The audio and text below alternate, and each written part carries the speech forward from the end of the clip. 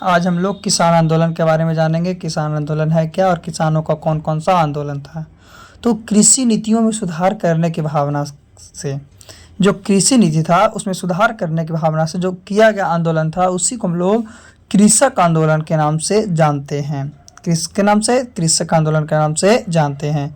विश्व भर में अलग अलग समय पर, पूरे वर्ल्ड में अलग अलग समय पर किसानों एवं कृषि श्रमिकों द्वारा कृषि नीतियों में परिवर्तन करने के लिए, किसान एवं कृषि श्रमिक के द्वारा कृषि नीति में परिवर्तन करने के लिए आंदोलन किए जाते रहे हैं। अभी नहीं, बहुत पहले से ऐसा होता आ रहा है। तो भारत में भी कृषि आंदोलन कई दशकों से चला आ रहा है और कृषक जो है आंदोलन किसानों के द्वारा किए गए संघर्षों को दर्शाता है, जिसके अंतर्गत किसान समय समय पर क्या करता है कि अपनी मांगों को लेकर प्रत्यक्ष रूप से लड़ते हैं। यानी किसान अपने मांग के लिए, किसके लिए? अपने मांग के लिए समय समय पे लड़ते हैं, है ना। ये आज से नहीं, कई दशकों से चलता आ रहा है और ये केवल भारत की ही स्थिति नहीं है, बल्कि पूरे विश्व की स्थिति है ना। जिसके अंतर्गत क्या करता है, किसान समय समय पर अपनी मांगों को लेकर प्रत्यक्ष रूप से लड़ते रहते हैं। क्या करते हैं? प्रत्यक्ष रूप से लड़ते रहते हैं। ये है किसान आंदोलन। क्या है? किसान आंदोलन।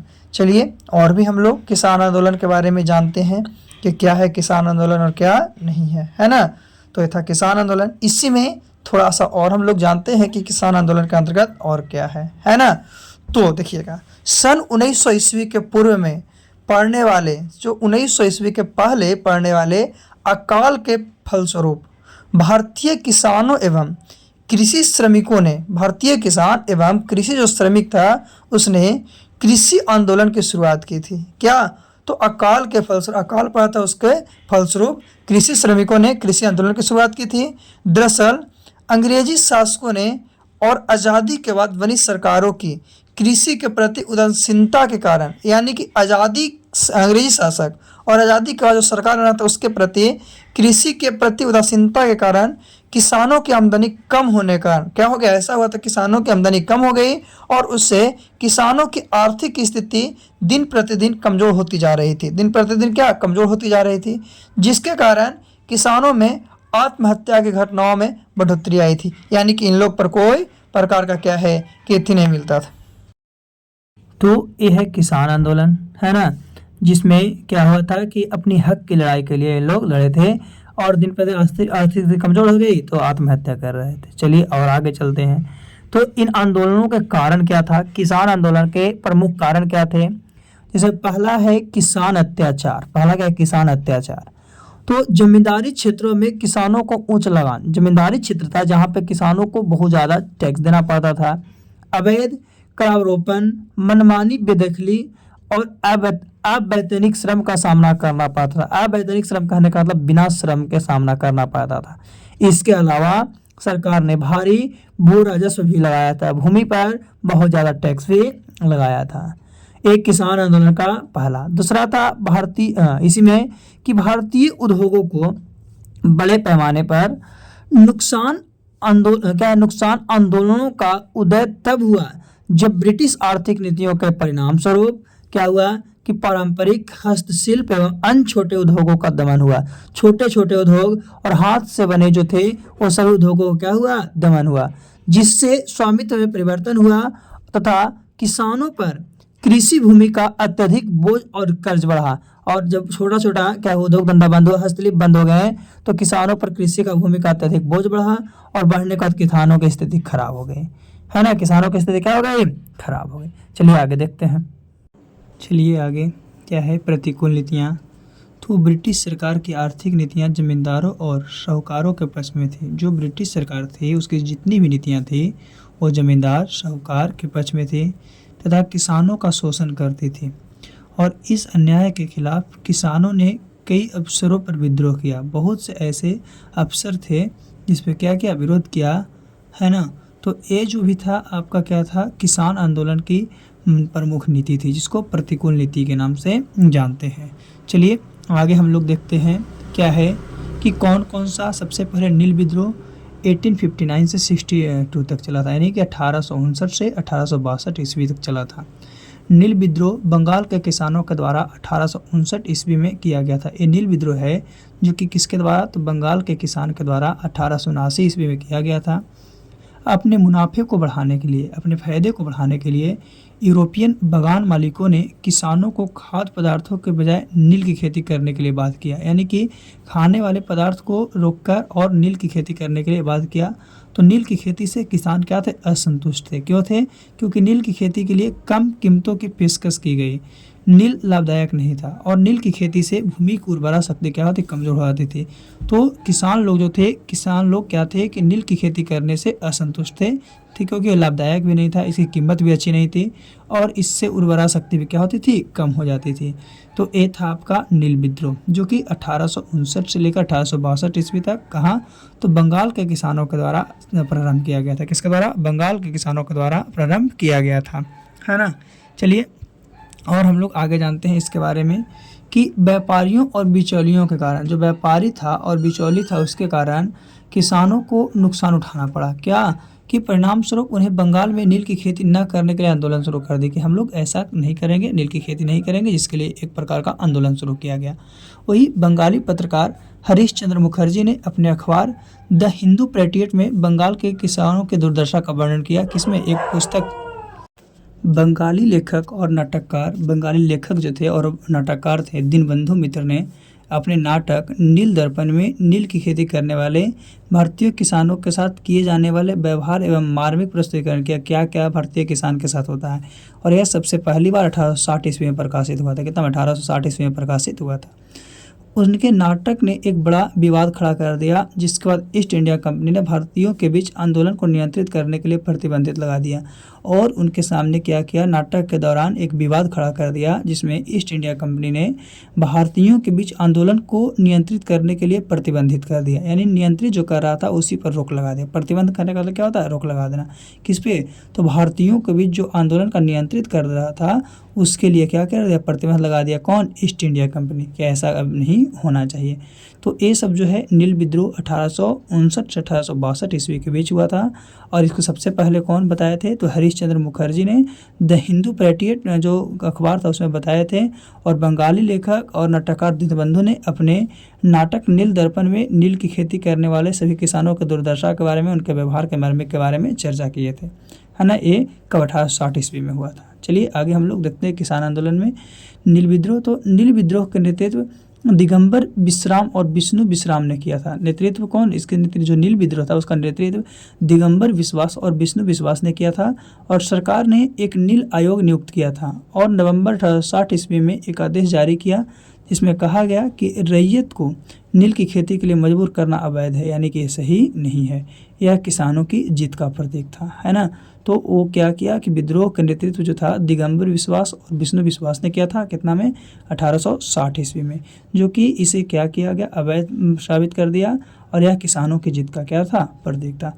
तो ये था आपका नील विद्रोह। कौन सा विद्रोह, नील विद्रोह, जो 1859 से लेकर 1862 की विद्रोह थी। कितनी, 1859 से लेकर 1862 तक, यानी कि ये जो चला था नील विद्रोह। और भी बहुत सा विद्रोह हुआ है, तो हम लोग अगले विद्रोह के बारे में जानते हैं। अगला विद्रोह क्या था, तो अगला विद्रोह था पावना आंदोलन, जो कि 1870 से 1880 के बीच हुई। कितना, 1870 से 1880 के बीच पूर्वी बंगाल के बड़े हिस्से में जमींदार गरीब किसानों ने अक्सर बढ़ाए गए लगान, यानी हमेशा उस पर टैक्स बढ़ता था और भूमि के करों को ज़बरदस्ती वसूलते थे। बहुत जो है कर जो था, टैक्स उसको ज़बरदस्ती वसूलते थे। तो उसने 1859 ईस्वी में अधिनियम के अंतर्गत किसानों को अपनी भूमि का अधिभोग का अधिकार को रोका कि ये आपका अधिकार नहीं है ना।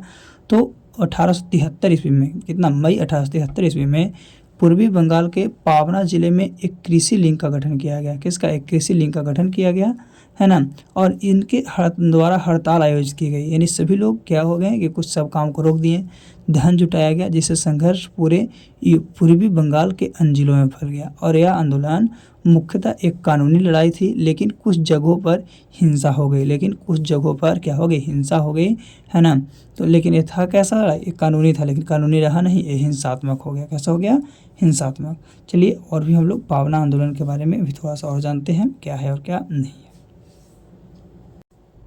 तो पावना विद्रोह का नेतृत्व कौन किया था, इंसान चंद्र राय। केशव चंद्र राय, सुरेश नाथ बनर्जी, आनंद बोस जैसे बुद्धिजीवियों ने किया था। ये जो पावना आंदोलन था इसका नेतृत्व ईशान चंद्र राय, केशव चंद्र राय, सुरेंद्र नाथ बनर्जी, आनंद बोस जैसे बुद्धिमानियों ने किया था। यह लड़ाई तब तक जारी रही तब सरकार ने बंगाल काश्तकारी अधिनियम द्वारा अधिभोग अधिकारों में वृद्धि कर दी गई, तब यह खत्म हुई। यानी ये जो लड़ाई हुई तब तक जारी रही जब तक कि बंगाल का जो अधिनियम था उसके द्वारा अधिभोग अधिकारों में वृद्धि कर दी गई और यह क्या कर दिया, खत्म कर दिया गया। तो ये था आपका पावना आंदोलन जो कि 1870 से 1880 के बीच हुई थी। किसके बीच? 1870 से लेकर 1800 कितना के बीच, 80 के बीच हुई थी। कौन सा विद्रोह था? ये पावना विद्रोह था, पावना आंदोलन था, है ना। चलिए और भी हम लोग आगे जानते हैं। अभी हम लोग दो आंदोलन के बारे में जाने, एक नील आंदोलन, नील विद्रोह आंदोलन और एक किसके बारे में, पावना आंदोलन, है ना। तो और हम लोग आगे आंदोलन के भी बारे में जानते हैं। दो आंदोलन को जान चुके हैं। तीसरी क्या है कि विभाग आंदोलन। कौन सा? विभागा आंदोलन, है ना। तो ये कौन सा आंदोलन है? तो बंगाल के तेभागा किसान आंदोलन के नेतृत्व दमनकारी जमींदारों के खिलाफ बटाईदारों ने किया था। ये जो आंदोलन था विभागा आंदोलन, वो क्या बटीदार लोग किए थे, जमींदार के खिलाफ। जमींदार के खिलाफ कौन? बटीदार लोग 1946 से 47 में। फिर 1946 से 47 में किसान सभा सीपीआई का किसान मोर्चा द्वारा निम्नलिखित मांगों के साथ आंदोलन शुरू किया गया। बहुत से मांग के साथ क्या किया गया, आंदोलन को शुरू किया गया। फसल के आधे से एक तिहाई में जमींदार की हिस्सा में कमी, यानी आधे से एक तिहाई के जमींदार जो हिस्सा मांगता था उसमें कमी। जमींदारों को हिस्सेदारी सौंपने से पहले उपज बंटवारों के गोदामों में संग्रहित की जानी चाहिए। यानी बंटवारा से पहले क्या होगा, हिस्सेदारी देने सौंपने से पहले गोदामों में संग्रहित किया जाएगा, यानी कि इसे भविष्य के लिए रखा जाएगा, है ना। ये कौन सा आंदोलन में था? तो ये जो था आपका विभागा आंदोलन में, जो कि 1946 से 1947 के बीच हुई थी। 1946 से 1947 के बीच हुई थी, है ना। कौन सा आंदोलन? विभागा आंदोलन। चलिए आगे हम लोग जानते हैं, है ना। तो आगे तिभागा आंदोलन के बारे में जानते हैं कि बंगाल में जो तिभागा आंदोलन था, किसान आंदोलन का नेतृत्व दमनकारी जमींदारों के खिलाफ किसके लिए, बटाईदारों के लिए किया गया था, ये बताएं इस चीज़। फिर 1946-47 में किसान सभा सीपीआई का किसान मोर्चा द्वारा निम्नलिखित मांगों के साथ आंदोलन शुरू किया गया था। और फसल के आधे से एक तिहाई में जमींदारों की हिस्सेदारी में कमी थी और जमींदारों की हिस्सेदारी सौंपने से पहले उपज बंटवारों में गोदामों में संग्रहित की जानी चाहिए, इसके लिए आंदोलन किया गया था, है ना। चलिए आगे चलते हैं। आगे है दक्कन विद्रोह 1875 ईस्वी में। दक्कन विद्रोह कब? 1875 ईस्वी में। तो दक्कन के किसान विद्रोहों को मुख्य रूप से मारवाड़ी और गुजराती, कौन कौन मारवाड़ी और गुजराती थे, साहूकारों की जातियों के खिलाफ किया गया था। साहूकार के जातियों के ज्यादिता कहने का मतलब उसके जो अत्याचार था उसके खिलाफ किया गया था। रैयतबाड़ी व्यवस्था के अंतर्गत रैयतों को भारी कराधान का सामना करना पड़ा और वर्ष 1867 ईस्वी में भू राजस्व में 50% की वृद्धि कर दी गई, है ना। सामाजिक बहिष्कार वर्ष 1874 ईस्वी में रैयतों के साहूकारों के खिलाफ एक सामाजिक बहिष्कार आंदोलन किया गया। उन्होंने साहूकारों की दुकान से सामान खरीदने और खेतों में खेती करने से इनकार कर दिया कि हम लोग साहूकार के दुकान में खेती नहीं करेंगे और नहीं उसके दुकान से किताब क्या है कुछ सामान खरीदेंगे। कितना में? तो ये दक्कन विद्रोह 1875 में नाइयों, धोबियों और मोची ने उनकी सेवा करने से इनकार कर दिया कि हम लोग इनका कोई प्रकार का सेवा नहीं करेंगे। तो ये दक्कन विद्रोह 1875 ईस्वी में हुई थी। कितना में? 1875 ईस्वी में। कौन सा विद्रोह? दक्कन विद्रोह। कौन सा? दक्कन विद्रोह जो था आपका 1875 ईस्वी में हुआ था, जिसमें नाई, धोबी, मोची सभी लोग अपनी सेवा करने से इनकार कर दिए थे। और ये मुख्य रूप से था कि साहूकार की दुकानों से हम लोग सामान नहीं खरीदेंगे, उनकी खेती नहीं करेंगे, ये सबसे उसको क्या किया था, इनकार कर दिया गया। चलिए आगे हम लोग चलते हैं। आगे है दक्कन विद्रोह के बारे में थोड़ा सा और 1875 में। तो यह सामाजिक बहिष्कार पूर्णा, अहमदनगर, सोलापुर और सतारा के गांव में तेजी से फैल गया तथा साहूकारों के घरों एवं दुकानों पर हमलों के साथ कृषि विद्रोह में बदल गया। हमलों के साथ क्या? कृषि विद्रोह में बदल गया। सरकार आंदोलन को दबाने में सफल रही। सरकार जो थी आंदोलन को दबाने में सफल रही। सुलह के उपाय के रूप में दक्कन कृषक राहत अधिनियम, वही दक्कन कृषक जो है आपका राहत अधिनियम 1879 ईस्वी में पारित किया गया और इसके उपरांत विद्रोह को क्या कर दिया गया? समाप्त कर दिया गया, जो कि इस शुरू कब किया गया था? 1875 में। कितना में? 1875 में। चलिए अब हम लोग चंपारण सत्याग्रह, ये सभी लोग जानते हैं। चंपारण सत्याग्रह 1917 ईस्वी में, कितने 1917 ईस्वी में बिहार के चंपारण जिले में, कहाँ बिहार के चंपारण जिले में नील के बागानों में यूरोपीय बंगाल मकान मालिकों द्वारा किसानों का अत्यधिक उत्पीड़न किया जाता था, बहुत ज़्यादा उसका उत्पीड़न किया जाता था और भी उनके साथ बहुत ज़्यादा अत्याचार किया जाता था। उन्होंने अपनी ज़मीन के कम से कम 3/20वें हिस्से पर नील उगाने तथा बागान मालिकों द्वारा निर्धारित कीमतों पर नील बेचने के लिए मजबूर किया जाता था। ये जो चंपारण ग्रह था ये भी नील से ही संबंधित है, जिसमें 3/20 हिस्से नील उगाने एवं बागान मालिक द्वारा उस पर कीमत पर नील बेचने के लिए मजबूर किया जाता था, लेकिन ऐसा सही नहीं था, है ना। तो वर्ष 1917 ईस्वी में महात्मा गांधी ने चंपारण पहुंचकर किसानों की स्थिति का विस्तृत जांच की, यानी किसानों की स्थिति के बारे में उन्होंने पूरी अच्छी तरह से जांच की। उन्होंने चंपारण छोड़ने के लिए जिला अधिकारी के आदेश की अवहेलना की, और वो क्या थी, जिला अधिकारी था, उसके आदेश को भी क्या किया, अवहेलना किया, है ना। तो ये जो था आपका 1917 ईस्वी में, कहाँ से, तो बिहार के चंपारण जिले से शुरू हुई थी। कहाँ से, बिहार के चंपारण जिले से शुरू होने वाले एक ग्रह था, कौन सा, तो चंपारण सत्याग्रह, जो कि 1917 ईस्वी में, कितना 1917 ईस्वी में महात्मा गांधी के द्वारा, है ना। तो सरकार ने जून 1917 ईस्वी में एक जांच समिति, यानी गांधी जी इसके सदस्य थे, गांधी जी इसके क्या थे, सदस्य थे। तो ये 1917 ईस्वी में सरकार ने एक नियुक्ति बैठाई, कितना 1917 ईस्वी में, और चंपारण कृषि अधिनियम 1918 ईस्वी के अधिनियम के काश्तकारों को नील बागान मालिकों द्वारा लगाए गए विशेष नियमों से मुक्त कर दिया। जो विशेष प्रकार का नियम था उससे क्या किया, मुक्त किया, कि इस प्रकार का कोई नियम नहीं रहेगा। यानी इसका मुख्य व्यक्ति कौन थे, महात्मा गांधी थे, है ना, मुख्य व्यक्ति जो महात्मा गांधी थे। और ऐसे भी महात्मा गांधी का पहला जो आपका आंदोलन चालू किया गया था वो चंपारण आंदोलन से ही किया गया था, बिहार के चंपारण जिला से, है ना, बिहार के कौन से, चंपारण जिला से। कितना ईस्वी में, तो 1917 ईस्वी में, है ना। ये भी नील की खेती के लिए कितना बाई कितना, तो 3/20 हिस्से पर के लिए, किसके लिए, 3/20 जो हिस्सा था उस पर करने के लिए ये आपका चंपारण सत्याग्रह हुआ था, है ना। चलिए तो आगे हम लोग जानते हैं, बहुत से आंदोलन के बारे में जान गए हैं, है ना।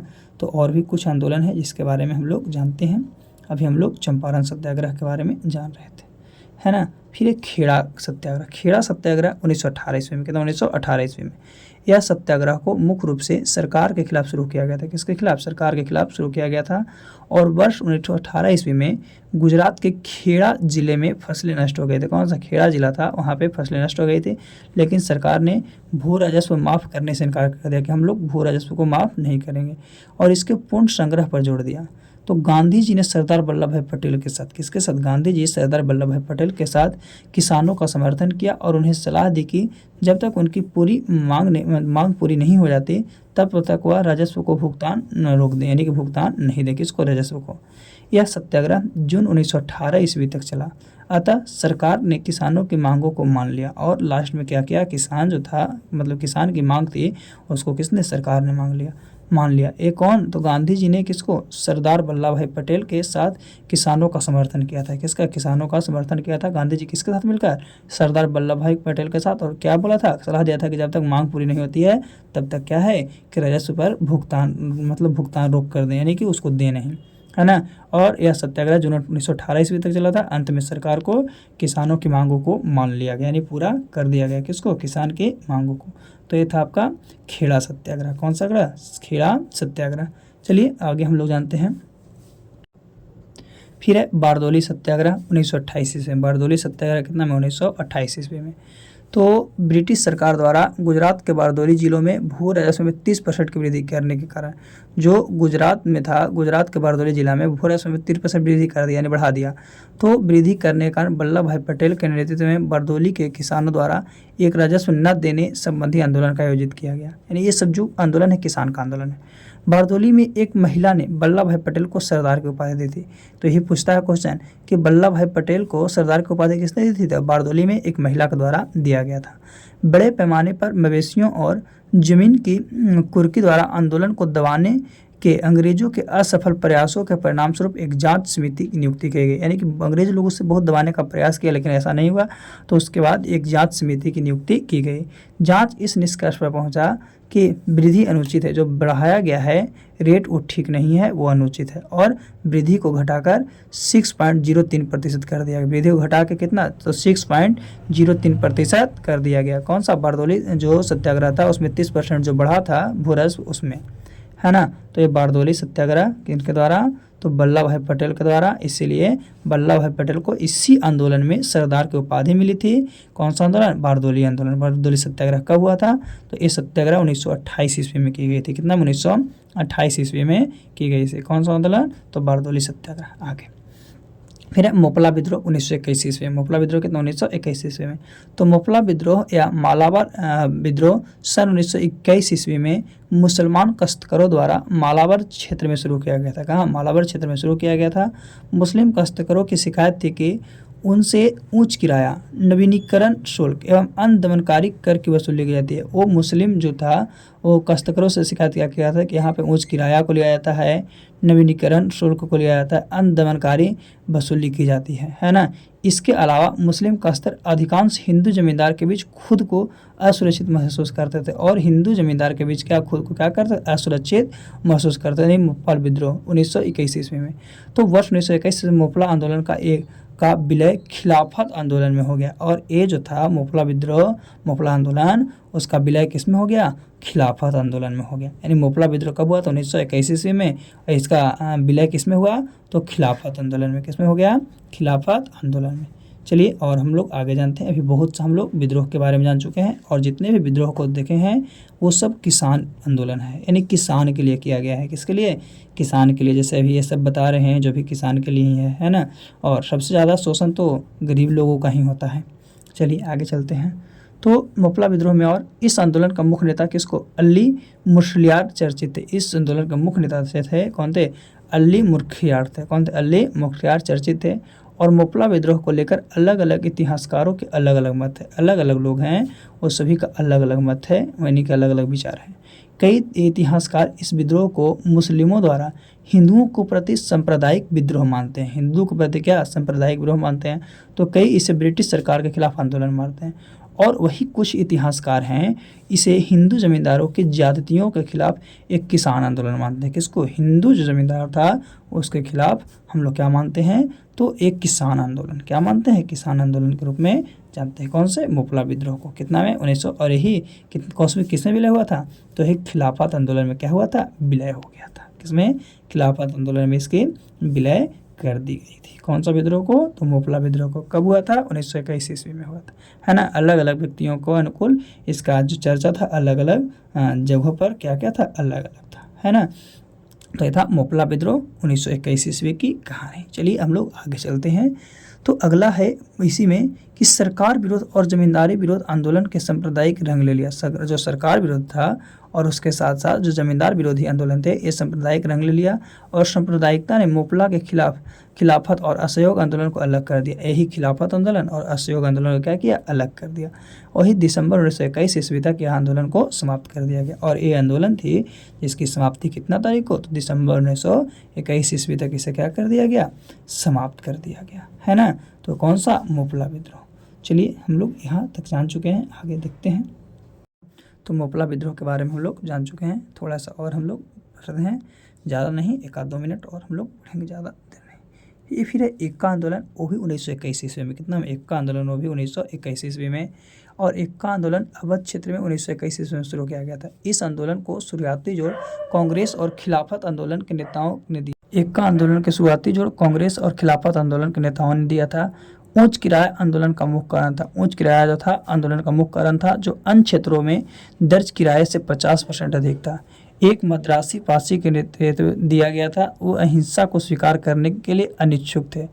इसमें आंदोलन को राष्ट्रवादी वर्ग से संपर्क टूट गया और धीरे धीरे 1922 ईस्वी तक यह आंदोलन क्या हो गया, समाप्त हो गया। कौन सा आंदोलन, तो एक्का आंदोलन कब हुआ था, 1921 ईस्वी में। आज तक के लिए इतना ही। फिर से हम लोग अगले वीडियो में, एक किसान आंदोलन था, अगले हम लोग जनजातीय आंदोलन के बारे में जानेंगे। जनजातीय आंदोलन क्या है, अगले टॉपिक जो आपको जाएगा वो जनजातीय आंदोलन रहेगा, जनजाति पर आपका डिपेंडेंट रहेगा। चलिए थैंक यू इसके लिए।